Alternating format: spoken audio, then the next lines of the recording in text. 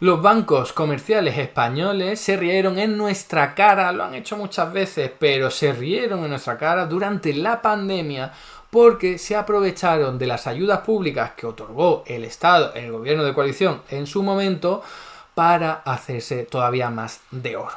Ya sabemos que la banca siempre gana, que la banca es una estafa como propio diseño institucional, es un negocio privado que solo funciona a partir de lo público, pero en este caso es que está clarísimo. Y ojo, que no lo digo yo, como lo he dicho en tantas otras ocasiones, sino que lo dice el Banco de España. Tenemos un informe recién salido del horno en el que se evidencia empíricamente y se corrobora perfectamente cómo los bancos comerciales utilizaron dinero público para ganar todavía más dinero. Además, de una forma legal, podríamos decir, porque no era algo que se le hubiese prohibido. Así que tenemos el enésimo caso en el que los bancos privados hacen negocio aprovechándose de lo público. Insisto, o sea, ya tenemos 800.000 casos de esto.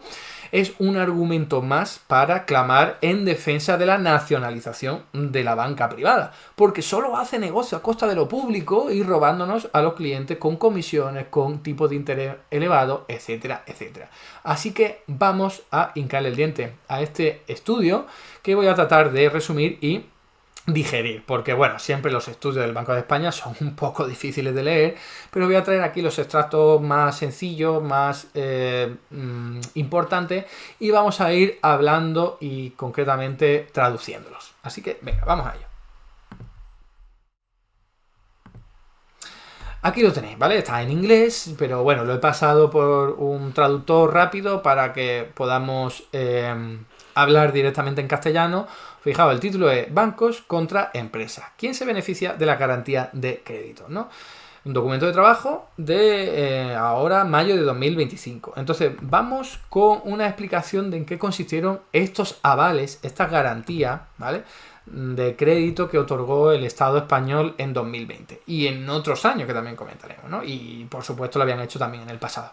A ver, si supone esto, el Estado concede un aval del Estado, ¿vale?, un propio aval para que un banco comercial, que son casi todos o todos privados en España, pueda dar un crédito a empresas. Tenemos que ubicarnos. Pandemia, confinamiento, la economía absolutamente paralizada y las empresas tienen que seguir pagando a proveedores, pagando facturas, etcétera, etcétera. Entonces, oye, vamos a darle un crédito, pero como el Estado no tiene banca pública, pues la única forma que le queda es a través del ICO, el Instituto de Crédito Oficial, que sería una especie de sistema financiero público, pero que no tiene infraestructura, no tiene apenas músculo financiero, y sobre todo músculo real, lo único que tiene financiero, pues se le da avales a los bancos para que puedan dar crédito, ¿vale? O sea, es dinero público encima con avales. Os recuerdo, significa un aval que si esa empresa, por lo que sea, al final, como vemos aquí en este diagrama, no puede devolver el crédito, entonces el banco no pierde, porque el Estado le ha dado un aval y dice, en el caso, es una garantía, en el caso de que no acabes cobrando parte o el total del dinero que concediste, yo te lo pongo, ¿vale? Dinero público, son garantías, es el apoyo público para, claro, al final dar ayudas a las empresas damnificadas que tienen problemas, pero a través de un sistema bancario que es privado y que se hace de oro con ello. Si solamente hubiesen sido intermediarios, pues no pasaría nada, pero en este estudio queda de manifiesto como de intermediarios nada. Aprovecharon todo este caudal de dinero público para hacerse de oro todavía más, para incrementar los beneficios empresariales. Y vamos a ver cómo lo han hecho. Aquí tenéis una noticia de entonces, del 17 de marzo de 2020, pasado ya más de 5 años, anunciando que el gobierno aprobó avales públicos por hasta 100.000 millones, ¿vale? 100.000 millones es mucho dinero para conceder créditos. Vamos con los datos concretos que tenemos además en el estudio. Podemos ver cómo esas barras azules, ¿vale?, son la cantidad de créditos ICO, ¿vale?, avales, créditos avalados por el Estado, y cómo se dispararon a partir de marzo de 2020, pero sobre todo abril, mayo y junio, ¿no? Ahí podéis ver cómo siguieron en el tiempo. Bueno, simplemente para que lo contextualicemos. Estos créditos avalados por el Estado suelen tener mejores condiciones, claro, porque si no, no tiene sentido, ¿no? ¿Para qué va a estar el Estado? Si al final un banco puede dar un crédito, pues que lo dé. Pero no, el Estado llega y dice, yo voy a estar aquí detrás respaldando esto para que haya mejores condiciones. Entonces, podemos ver en el gráfico de la izquierda cómo los créditos del ICO eran durante más tiempo, lo cual viene mejor a las empresas. Claro, si un banco te da un crédito y dice el año que viene ya me lo tienes que devolver, pues es peor que tener que devolverlo dentro de 6 años o 5 años, como vemos ahí en el gráfico, ¿no? Que son los del ICO. Luego tenemos la cantidad de dinero. Pues no es lo mismo que te presten un poquito de dinero que te presten mucho. Bueno, pues los ICO eran más generosos. Lo vemos en ese gráfico que está ahí en el centro. Y en el gráfico de la derecha, el más importante de todo es que cuando se concede un crédito avalado por el Estado, normalmente se hace un tipo de interés por debajo, ¿vale? Para que sea más favorable para las empresas. Insisto, si no, ¿para qué está el Estado? Ahí dando crédito y ayudando, ¿no? Bueno, pues resulta que aunque al principio vemos como la línea roja, que son los que concede el Estado a través del ICO, era un tipo de interés ligeramente por debajo, luego fue, como veis, subiendo hasta llegar a casi equipararse al tipo de interés que iban concediendo los bancos sin ningún tipo de garantía del Estado. O sea que en realidad eran unos tipos de interés abusivos para estar respaldado por el Estado, y esto es algo que también se señala con mucho ahínco en el propio documento, en el propio estudio del Banco de España, ¿no? Así que os voy a leer las partes más interesantes que me he encontrado para que entendamos cómo se han hecho de oro con estas ayudas públicas. El crédito ICO representa el 70% del nuevo crédito obtenido por las empresas de nuestra muestra, la gran mayoría pequeñas y medianas empresas. Alrededor del 26,5% de estas empresas presenta una probabilidad de impago superior al 1% según la información disponible a diciembre de 2019. A ver, ojo, que lo que nos está diciendo aquí es que los bancos concedieron estos créditos ICO, sobre todo de una forma muy importante, a empresas que tenían una probabilidad de impago superior al resto. O sea que los bancos dijeron, ostras, me acaban de dar una garantía que significa que si no me paga el cliente, me lo va a pagar el Estado, pues yo se lo doy a los que probablemente podrían impagar.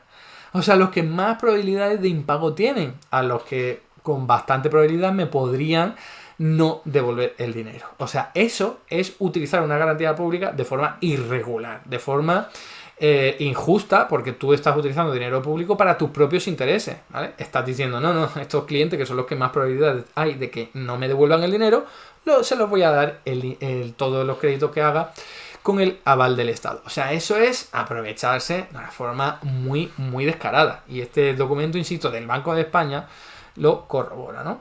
Otra característica interesante de los datos es que solo el 20,8% de las empresas que no tenían deuda bancaria en diciembre de 2019, antes de la pandemia, obtuvieron crédito entre marzo de 2020 y febrero de 2021. Esto es especialmente significativo si se tiene en cuenta que alrededor del 50% de las empresas no financieras en España no tienen crédito bancario en su balance. ¿Qué significa esto? Que los bancos concedieron crédito sobre todo a empresas que ya estaban endeudadas. ¿Por qué? Porque es público cautivo. Así es como se conoce a los clientes de un banco que ya tienen un crédito con respecto a uno de ellos y dice, oye, si yo quiero refinanciarlo, tengo que hacerlo con el mismo banco. Claro, no le voy a pedir dinero a otro banco para que me permita pagarle al primero. No, mi banco me va a agarrar ahí, por ahí abajo, para que yo no me vaya. Entonces, los bancos dijeron, perfecto, nos aprovechamos de nuestro público cautivo que tiene que refinanciar su deuda con nosotros y vamos a coger a los que más probabilidades de impago tienen y a estos les endosamos el ICO. Porque si tú se lo endosas a otro que a lo mejor no necesita tanto, dice, oye, a mí no me times, me voy a otro. Pero como estos estaban absolutamente cogidos por ahí abajo, pues entonces ahí está la explicación. O sea, otra vez un uso fraudulento, al menos irregular, de los créditos ICO, ¿no? Sigo leyendo. Una empresa se considera cautiva de un banco si presenta un riesgo considerable y tiene deuda preexistente con ese banco, lo que os he dicho, ¿no? En promedio, el 26,7% de las relaciones entre bancos y empresas corresponden a empresas cautivas. Calculamos el poder de negociación de un banco frente a una empresa como la proporción de los pasivos totales que ésta le debe. Esta proporción es del 17,6% para el par banco-empresa promedio, lo que indica que el crédito bancario está relativamente concentrado y que algunos bancos tienen un poder de mercado considerable sobre sus prestatarios, ¿vale? Ahí tenéis la corroboración empírica de cómo los bancos se aprovechaban de sus empresas cautivas, ¿no? La tabla muestra que aproximadamente el 76% del crédito ICO se asignó a pares banco-empresa que ya tenían una relación en comparación con el 69% del crédito no ICO, ¿vale? O sea, aquí veis claramente cómo el ICO se dio sobre todo a empresas que ya estaban con un vínculo financiero porque tenían que pagar su crédito, ¿vale? De una forma más especial que todos los créditos que eran no ICO, que también se iban dando, claro. Este ejercicio confirma la existencia de un descuento sustancial en el tipo de interés, alrededor de 29 puntos porcentuales en los préstamos de la ICO. La columna 2 muestra que este descuento no fue significativo para los prestatarios cautivos. O sea, fijaos, la locura, ¿no? O sea, un ICO, un préstamo ICO que se da para que la gente le vaya mejor y resulta que luego no hay diferencia significativa con un crédito no ICO. O sea, estás robando, estás utilizando el crédito del Estado y el aval del Estado para que el cliente te pague más, que encima por la fuerza está ahí atrapado en tu trampa de la deuda. Tremendo, ¿no? Esto sugiere que los bancos pudieron apropiarse de parte del beneficio de las garantías otorgadas a sus prestatarios cautivos. Se ha documentado evidencia similar, ¿vale? Porque esto no solo pasa en España. No nos creamos que somos únicos, no. Se ha documentado evidencia similar de la ausencia de transmisión de los programas de garantía de crédito en el Reino Unido e Italia, ¿vale? Y ahí tenéis los informes por si queréis echarle un vistazo, ¿no? Podemos concluir que los bancos han distorsionado la asignación de garantía para obtener una mayor proporción de su beneficio. Vaya, que han obtenido más dinero, se han lucrado a costa de la garantía. Los bancos tienden a asignar garantías a sus empresas más cautivas, aquellas que necesitan renegociar deudas existentes con el banco, para extraer una mayor proporción de la garantía. Esta última distorsión se exacerba aún más cuando los bancos tienen un poder de negociación significativo sobre sus empresas cautivas, lo que les permite extraer rentas aún mayores, ¿vale? Han estado, insisto, expoliando. En consecuencia, la asignación de garantías es subóptima. Esto es una forma técnica y académica de llamar expolio, ¿no? Está robando a los clientes. Por el contrario, un planificador social buscaría transferir todos los beneficios de las garantías a las empresas en forma de pagos de deuda reducidos y asignar garantías a las empresas donde generarían el mayor valor marginal social, como prevenir la liquidación o aliviar el sobreendeudamiento de las empresas socialmente productivas. Y está diciendo que un Estado que quisiese dar créditos pensando en el interés general no habría hecho esto, ¿vale? No habría concentrado los créditos ICO con las empresas más endeudadas, con mayor riesgo de impago y con un tipo de interés parecido al del mercado. Eso, de sencillo, ¿no? Y terminamos con estas conclusiones. Entre marzo de 2020 y febrero de 2021, las empresas con mayor riesgo recibieron una proporción desproporcionadamente mayor de crédito garantizado. Entre estas, las empresas clasificadas como cautivas de sus bancos acreedores obtuvieron una mayor proporción de crédito garantizado en comparación con las empresas no cautivas, pero se beneficiaron menos de las garantías en forma de tipo de interés reducido. Además, para las empresas cautivas, las ventajas de acceder al crédito garantizado disminuyeron a medida que aumentó el poder de negociación de sus bancos. Finalmente, el crédito garantizado se asoció con una mayor inversión para las empresas no cautivas, mientras que para las cautivas resultó en un mayor apalancamiento y mayores niveles de préstamos morosos. Encima, eso, ¿no? Encima no te sirve prácticamente para nada pasar por el aro, ¿no? Siendo una empresa cautiva. En fin, vamos a ver que, bueno, la conclusión es clarísima, ¿no? Espero que no haya quedado ninguna duda. Vamos a ver qué es lo que han respondido los bancos cuando los periodistas le han preguntado, ¿no?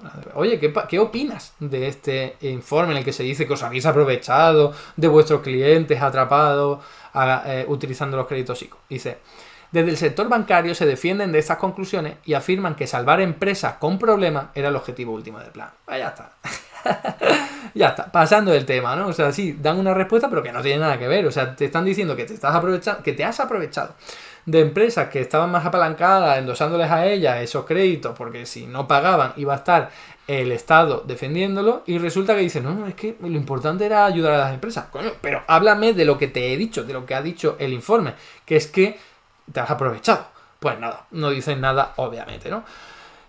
¿Qué cabría pensar que tendría que hacer el Estado español con esto? Tener muchísimo más cuidado cuando se den garantía, vigilarlo, supervisarlo y preferiblemente nacionalizar la banca privada, como tantas veces digo.